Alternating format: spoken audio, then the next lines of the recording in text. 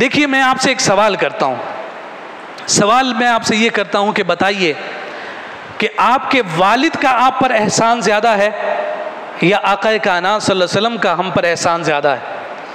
تو ہم سب کہیں گے کہ باپ کا احسان تو ہے، لیکن مصطفیٰ کے احسان کے سامنے باپ کا احسان کوئی نہیں۔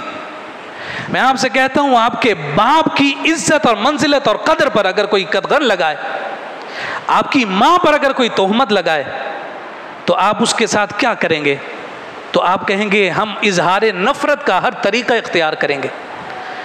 جن کا احسان حضور کے مقابلے میں انتہائی کم ہو، ان کے معاملے میں ہم غیرت کا مظاہرہ کریں، اور کائنات میں رب کے بعد جس کا سب سے زیادہ احسان ہو، اگر اس کی ذات اور اس کی عظمت اور فضیلت پر کوئی حرف آ رہا ہو تو ہمیں غیرت نہ آئے، تو پھر ہمیں یہ سوچنا چاہیے کہ کیا کہیں صرف ہم نام کے مسلمان تو نہیں؟ یہاں ایک اور بات عرض کر کے میں بالکل عقلی طور پر ایک بات واضح کرنا چاہتا ہوں۔ آپ کے دروازے پر کوئی شخص آئے اور وہ شخص آنے کے بعد دروازے پر دستک دے، آپ دروازہ کھولیں، اور دروازہ کھولنے کے بعد وہ شخص آپ سے یہ کہے کہ میں تمہارا باپ ہوں۔ اگر کوئی یہ جملہ کہتا ہے تو میں آپ سے یہ سوال کرتا ہوں کہ جب وہ شخص آپ کے باپ ہونے کا دعویٰ کر رہا ہے، در حقیقت وہ آپ کی والدہ کی عصمت اور پاکیزگی پر حرف ڈال رہا ہے۔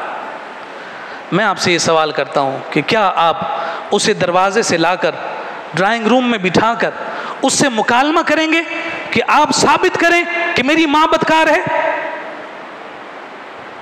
سب کا جواب نفی میں ہوگا۔ اور اگر کوئی شخص اس سے دلیل مانگتے ہوئے اسے گھر میں بٹھا کر اس سے مکالمہ کرے، اس سے دلیل مانگے کہ ثابت کرو کہ میری ماں بدکار ہے، تو میں سمجھتا ہوں کہ اس سے بڑا بے حیا اور بے غیرت انسان کوئی نہیں ہو سکتا۔ ماں کی عزت اور حرمت پر لوگ اپنی جانوں کو قربان کر دیتے ہیں۔ یہ تو محمد مصطفیٰ صلی اللہ علیہ وآلہ وسلم ہیں جن کی ماں کے قدموں پر سارے مسلمانوں کی مائیں قربان ہیں۔ کوئی شخص آ کر یہ کہے کہ محمد صلی اللہ علیہ وسلم کے بعد میں نبی ہوں، تو پھر ہم اس شخص سے اظہار نفرت کیوں نہیں کرتے؟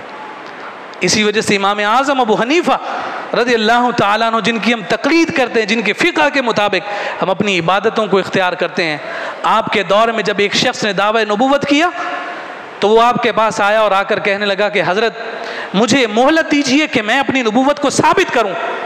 تو امام صاحب نے فتویٰ صادر فرمایا، لوگوں سنو، اگر اسے کوئی شخص مہلت دے اور یہ کہے کہ اسے مہلت دی جائے کہ یہ اپنی نبوت کو ثابت کرے، فرمایا دلیل مانگنے والا بھی دار اسلام سے خارج ہو جائے گا۔ اگر کوئی شخص کہے کہ انہیں بھی تو فریڈم آف اسپیچ کا موقع دیا جائے، ان سے بھی ڈائیلاگ کیے جائیں، انہیں بھی تو اپنا نقطہ نظر لوگوں کو بیان کرنے کا موقع دیا جائے کہ یہ بتائیں کہ ان کے نظریات اور عقائد درست ہیں، ہم کہتے ہیں ہمیں حاجت اور ضرورت نہیں۔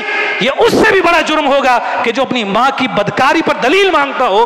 ہم مصطفیٰ کے بعد کسی نبی کو نہیں مانتے، اللہ رب العزت نے مصطفیٰ کو خاتم النبیین بنا کر بھیجا۔